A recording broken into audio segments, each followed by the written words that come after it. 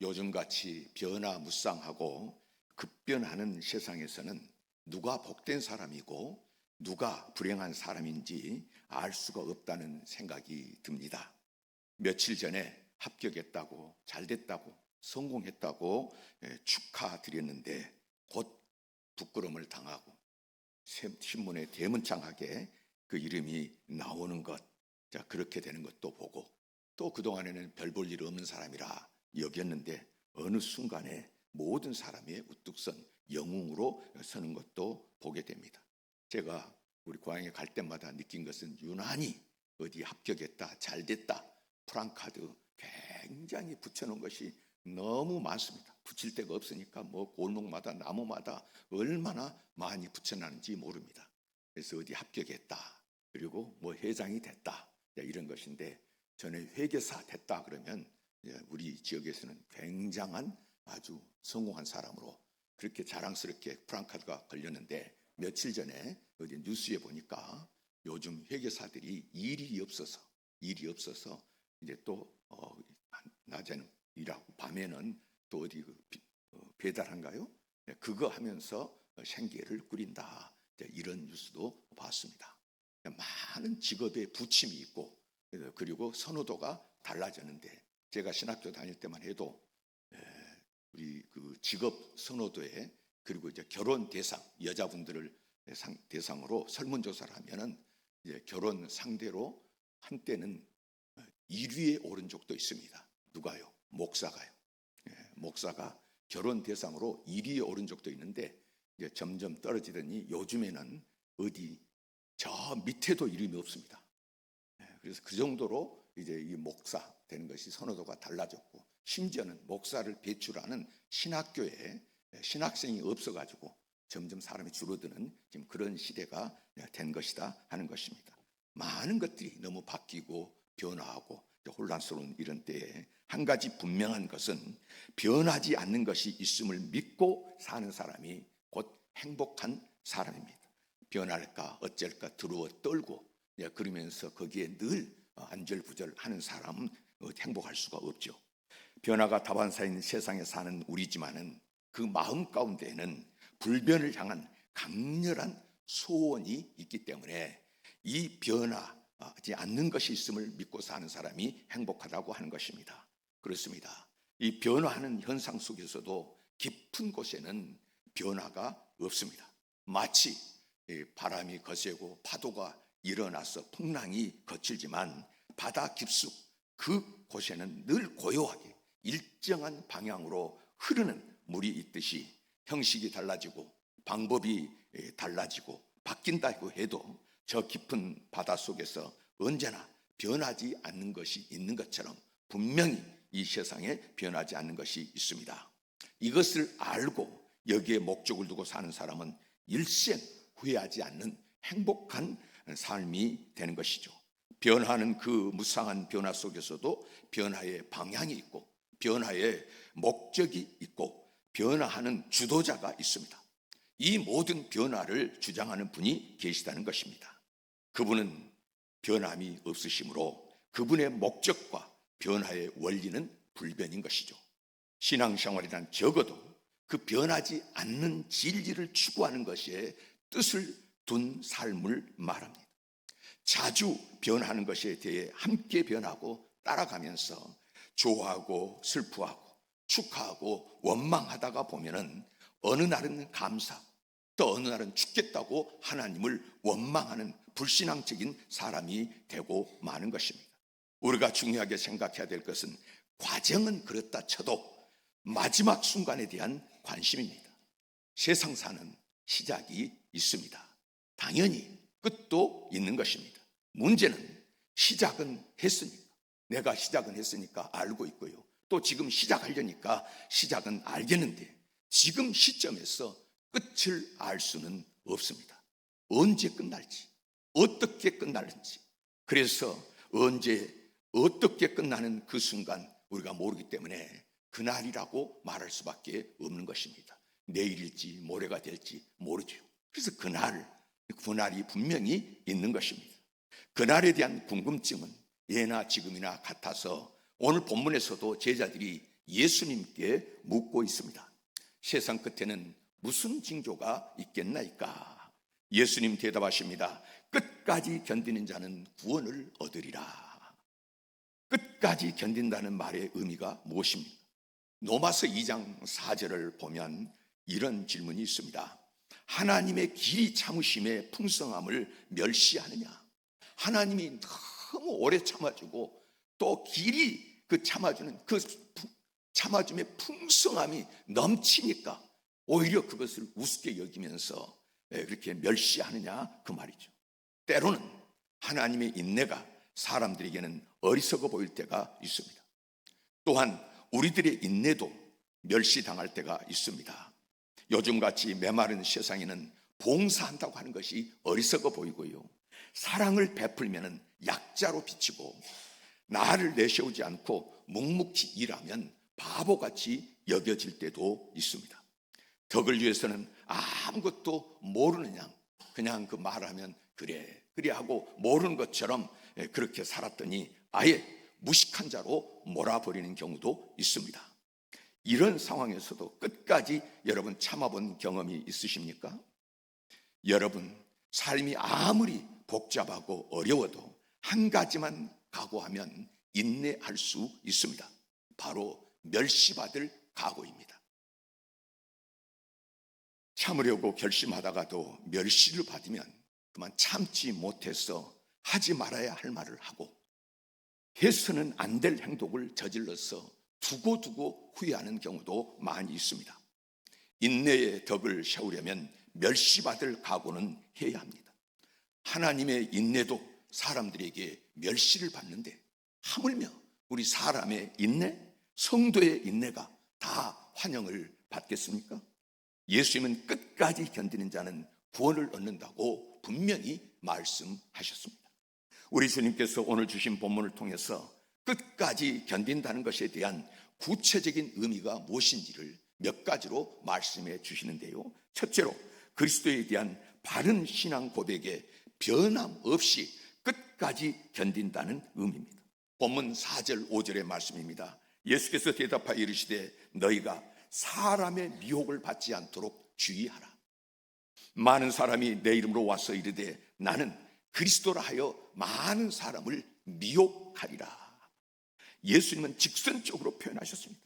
많은 사람이 주의 이름으로 무엇인가는 하고는 내가 그리스도다 하고 나서는 사람들이 더러 있을 터이니 속지 말라는 것입니다. 그렇습니다. 제가 신학교 다니기 전에, 그 공부를 하기 전에는 뭐가 뭔지 잘 몰랐는데 이제 지금 와서 지내놓고 보니까 우리나라에는 자칭 메시아라는 사람이 그렇게도 많았고 지금도 많다는 것입니다.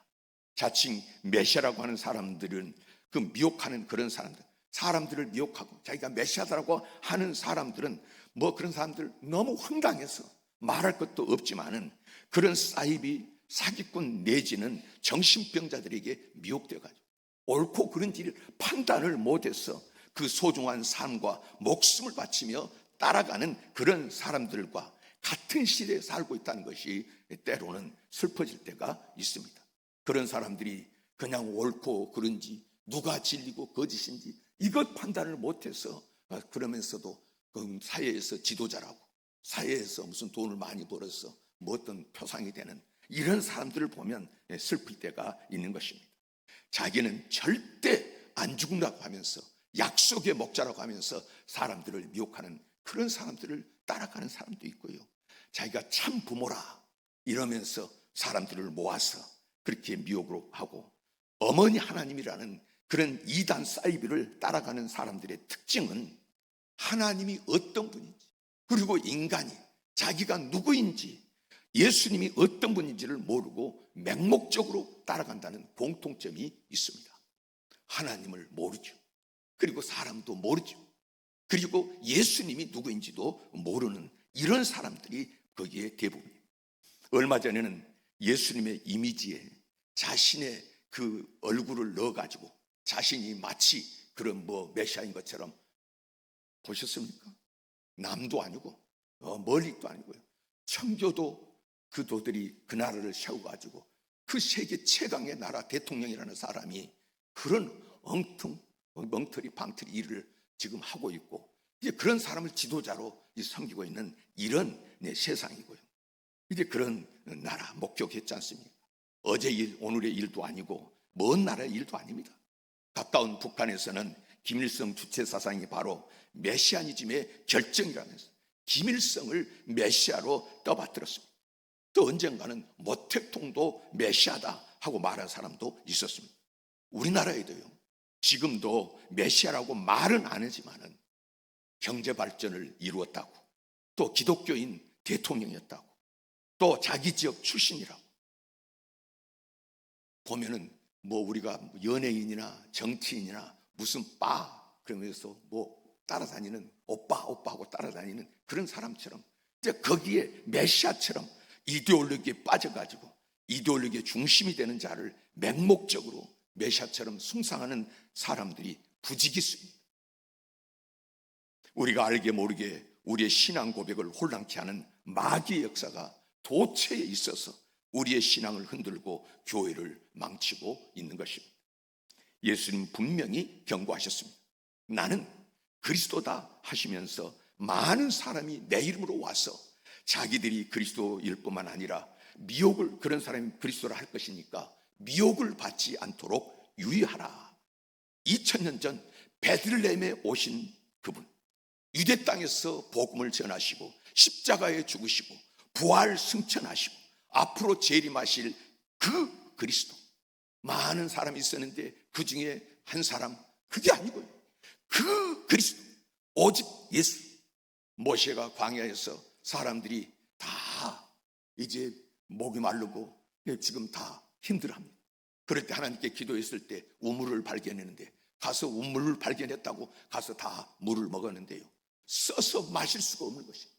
그때 우리 하나님께서 지시하신 무엇입니까? 한 나뭇가지를 던지라는, 여러 나뭇가지가 있을 터인데 이것저것 던져봐라가 아니고요, 그 나뭇가지 한 가지를 주님이 지정하시고 던지라 했습니다. 그 나뭇가지를 던졌을 때 거기서 사람들이 쓴물이 변하여 단물이 되어 그들이 먹었습니다. 하나님께서 오늘 우리 땅에 보내주신 메시아가 누굽니까? 이것 지 사람 저 사람 그 중에 한 사람이 아니고요, 오직 2000년 전에 이 땅에 오셔서 사람의 몸을 입고 오셔서 십자가에 달려 죽으시고 부활하시고 승천하셔서 다시 오실 예수, 오직 그분만이, 그 십자가, 그 나뭇가지에 달려 죽으신 그 예수만이 오직 그 그리스도인 줄 믿으시기를 바랍니다. 그분만이 우리의 구원주가 되시고 우리의 생명의 주가, 메시아가 되시는 것입니다. 그런데 여러분 어떻습니까? 오늘 우리 한 분만을 분명히 우리가 믿는 것인데, 그 예수를 끝까지 붙잡고 그 예수를 믿고 견디는 자만이 구원을 얻는다, 주님이 말씀을 하는 것입니다. 둘째로, 끝까지 견디는 것에 대한 두 번째 의미는 난리와 난리 소문이 있겠으나 끝까지 견디는 자는 구원을 얻는다는 뜻이죠. 6절에 난리와 난리 소문을 듣겠으나 너희는 삼가 두려워하지 말라. 이런 일이 있어야 하되 아직 끝은 아니니라. 요즘 세계 도처에는 기상이변으로 야단입니다. 많은 사람이 더위에 죽어나간다고 하고요, 그리고 갑자기 폭우가 쏟아져서 수많은 사람이 비에 휩쓸려 갑니다. 지진의 소식이 끊이지 않죠. 그뿐입니까? 전쟁이 일상화되었습니다. 어디서 어느 나라와 어느 나라가 전쟁을 하다가 휴전을 했다, 그쳤다, 이런 이야기가 아니고요, 날마다 전쟁입니다. 전쟁 시작한 지 언제인데 끝도 없이 수많은 사람들이 죽어 나가는 것입니다. 엄청난 사건들이 눈앞에 펼쳐지고 있습니다. 그러나 주님께서는 이 모든 것은 이제 끝이다가 아니고요, 필연적으로 이루어지는 하나님의 심판이요, 징계요, 하나님의 역사로서 이 가운데에 하나님의 섭리와 경륜이 있음을 믿고 끝까지 견디는 자는 구원을 얻겠다. 전쟁만 보지 말고 이 기상, 이런 모든 재난만 보지 말고 이 속에서 역사하시는 하나님의 섭리와 경륜을 보고 견디는 자는 구원을 얻겠다는 말씀입니다. 세상에는 성공과 실패가 있습니다. 재난과 질병과 전쟁이 있습니다. 그러나 하나님은 절대로 실패하지 않으십니다. 하나님은 오늘도 당신의 역사를 세밀하게 온전하게 이루고 계시는 것이죠. 이 모든 것이 하나님의 경륜으로 반드시 성취되고 말 것입니다. 이 재난들은 끝이 아닙니다. 복음이 모든 민족에게 전파된 연후에야 끝이 온다고 분명히 말씀하십니다. 순수한 복음이 전파되기 위해서는 인간적인 생각과 우상들을 다 진멸하시고, 사람들이 두 손 두 발 다 들고 이제 우리 힘으로 안 됩니다, 사람으로는 안 됩니다, 세상에는 소망이 없습니다, 그러죠. 오직 주님만입니다. 하나님 앞으로 돌아오도록 끝까지 역사하셔서 그제야 끝이 오리니 두려워하지 말라, 주님이 말씀하십니다. 그렇다면 여러분, 지금 끝이 아니고 이제 지금 시작하고 있는 줄 기억하시기를 바랍니다. 셋째로, 도덕적인 타락이 있고 인간성이 파괴되어서 서로 미워하고 배신할 것이나 끝까지 참고 견디라 말씀하십니다. 10절 말씀에 그때에 많은 사람이 실족하게 되어 서로 잡아주고 서로 미워하겠으며, 11절에 거짓 선자가 많이 일어나 많은 사람을 미혹하겠으며, 12절에 불법이 성함으로 많은 사람의 사랑이 식어지리라. 여러분, 혹시라도 누구를 미워하고 있습니까? 아니면 누구의 미움을 받고 있습니까? 생각해 보십시오. 누구를 미워한다거나 누구를 미움을 받고 있다, 이렇게 생각하는 것은 그 사람이 지금 미움을 받아야 될 대상이고 그 사람이 지금 나를 미워하고 있다, 이게 실체가 없는 거고요. 사실은 내 마음속에서 그 사람을 미워하는 것이고 그 사람에 대해서 적대감을 가지는 것이지, 내 속에서 지금 일어나고 있다. 무슨 말입니까? 나 자신이 영적인 시험에 빠졌고 마귀의 시험에 빠진 것입니다. 그렇게 좋던 사이가 여러분 왜 무너지고 왜 미워하게 됩니까? 시험에 빠졌기 때문에 사랑이 식어진 것입니다. 그러나 두려워하지 말라, 이 모든 일이 지난 다음에 끝이 오리라 주님이 말씀을 하고 있는 것입니다.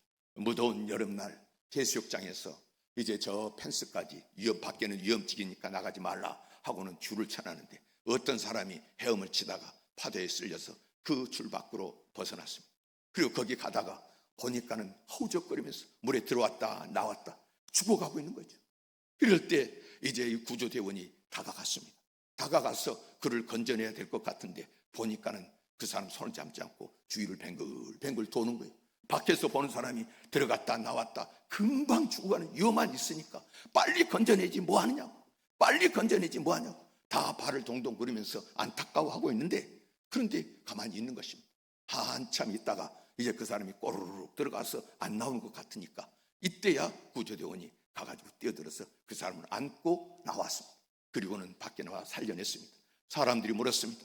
아니, 그 위험할 때 빨리 살리지 왜 그렇게 그러고 있었습니까? 했을 때에 구조대원 하는 말이, 그가 힘이 있을 때 내가 손을 잡으면 나 같이 붙잡고 우리는 나올 수가 없습니다 하면서 아직 멀었다는 것입니다. 조금 더 기다려야 한다는 것입니다. 그래서 기다렸다고 하는 것입니다. 아무리 아프고 죽을 것 같아도 조금만 더 기다려야 합니다. 세상이 말세가 되었다고 다 끝난 것처럼 야단할 것도 없습니다. 사랑이 식었고 배신했으니 이제 끝이라고 속단하지 마십시오.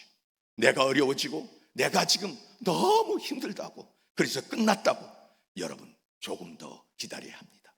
복음이 온 세상에 전파된 다음에야 끝이 올 것입니다.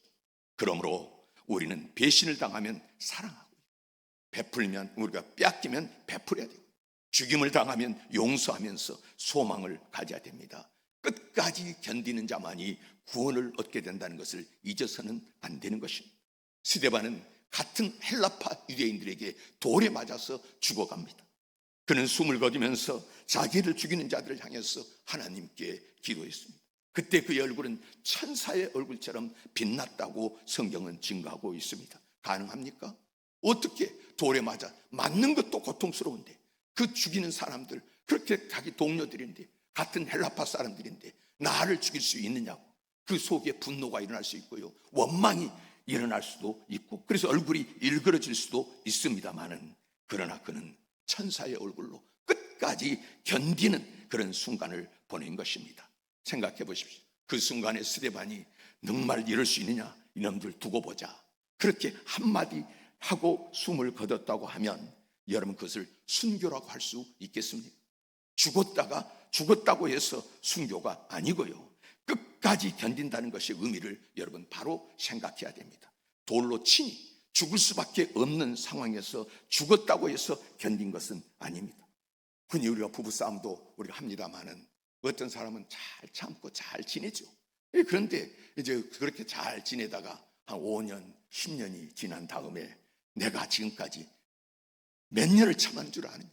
내가 10년을 참았다고. 그동안에 하면서 10년 동안 왜 그렇게 하냐? 그러면서 그 모든 것을 쏟아 털어놓을 때가 있습니다. 근데 여러분 10년을 참았다 그러지만 그것은 참는 것이 아니라 언젠가는 한번 내가 가만 안 두겠다고 벼르고 넣어뒀다가 이제 쏟아내는 그런 순간인 것입니다. 여러분 참았다는 표현까지도 하지 않아야 참는 것이지, 끝까지 견딘다는 것은 모든 사랑이 식어져도 끝까지 사랑하는 그것을 말씀하는 것입니다. 얼마 전에 어떤 분이 여기 계십니다마는 기도해 달라고 부탁을 했습니다.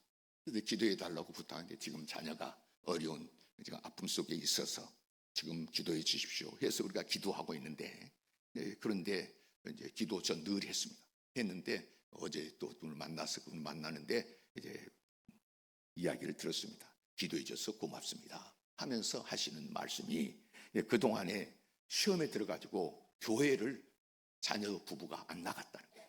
그래서 교회가 시험에 들고 그래서 교회를 못 나갔는데 그 아픔으로 인해서 교회를 새벽 기도까지 자녀들이 지금 나가게 되었다 하시는 말씀을 들었습니다. 여러분 언제 우리가 하나님 앞에 돌아가게 되고 언제 하나님의 음성을 듣게 되는 것입니까? 내가 들을 수 있는 때는 내 인간의 한계가 없는 그때 우리가 하나님의 뜻을 알고 하나님 앞에 엎드리게 되는 것이죠. 환난과 핍박 속에 비로소 하나님의 사랑을 알게 되고요, 그 속에 하나님의 능력도 있음을 알게 되는 것입니다. 이건 동시적인 사건이요, 주의 임함과 세상 끝은 하나의 사건인 것입니다. 그래서 성경을 통해서 주님 말씀하십니다. 끝까지 견디는 자는 구원을 얻으리라. 히브리서 12장에 보면 얼마나 귀한 말씀이 있습니까? 예수님의 십자가 사건을 말하면서 예수 그리스도께서 십자가를 참으사, 예수님이 십자가에서 대속제물 되셨습니다. 예수님께서 십자가에 우리의 중보자가 되었고 하늘문을 여는 그런 분이 되셨습니다. 예수님 그 모든 십자가 사건을 우리가 그렇게도 보지만, 그런데 히브리서에서는 예수 그리스도께서 십자가를 참으사, 십자가를 인내의 사건으로 해석하고 있는 것입니다. 십자가는 인내다, 견디는 것이다. 여기에 승리가 있다. 특별히 여러분 잘 아는 누가복음 22장 51절 이하에 보면 말씀 있지 않습니까? 예수님이 잡히시던 그날 밤에 가룟 유다가 겟세마네 동산에서 예수님께 다가와 가지고 라삐어 하면서 웃으면서 그 얼굴에 입을 맞춘 인사를 하니, 그게 인사입니까? 이 사람이 바로 여러분이 잡아가야 될 그 예수다 하면서 적들에게 예수님을 팔아 넘기는 순간입니다. 그래서 예수님을 팔아 넘기는 그 순간에 병사들이 그를 잡으려고 할 때에 옆에 있는 제자가 칼을 빼들고 그렇게 쓰려고 하는 순간에 예수님이 뭐라고 말씀하셨습니까? 이것까지 참으라. 이것까지 참으라. 이것까지 참으라니요. 왜요? 이것도 하나님의 능력밖의 일이 아니요, 하나님의 사랑 밖에서 되어지는 일이 아니라는 것입니다. 이 사건도 우리가 생각할 때는 지금 예수님이 죽는 일이요, 누가 죽는 일이요, 이런 고통스럽고 이런 말도 안 되는 사건이 어디가 있습니까? 배신의 자리인데. 그런데 주님께서는 이것까지 참으라. 왜요? 이것을 통해서 하나님의 경륜이 이루어지는 것이고 이걸 통해서 하나님의 사랑이 이루어지는 그 일이라고 말씀을 하시는 것입니다. 예수님은 여러분 모든 사건 속에 하나님의 섭리가 있는 줄 믿으시기를 바랍니다. 예수님 말씀하십니다. 이 환난이 있고 고통이 있고 재난이 있을 것이다. 그리고 복음이 땅끝까지 전해지리라. 오늘 본문 말씀에 문자적으로는 없지만은 내용적으로 있는 말씀이 무엇입니까? 이 환난과 이 고난과 이 핍박, 그리고 이런 것들은 끝이 아니라 이런 것을 통해서 땅끝까지 복음이 전해져야 하리라. 하나님이 이 일을 통해서 일하고 계시고 하나님의 방법으로 역사하고 계신다. 그 속에서 오늘 우리는 어떻게 이 사건 앞에서 응답을 해야 하는가? 오늘 끝까지 견디는 자는, 인내하는 자는 하고 주님이 말씀하신 구원을 얻으리라. 거기가 여러분, 우리가 어떤 고통을 받는 것으로 끝내자고 하는 것이 아니라 하나님의 나라가 이루어지는 그것으로 하나님이 결론 내리고자 일하고 계신 줄 믿으시기를 바랍니다.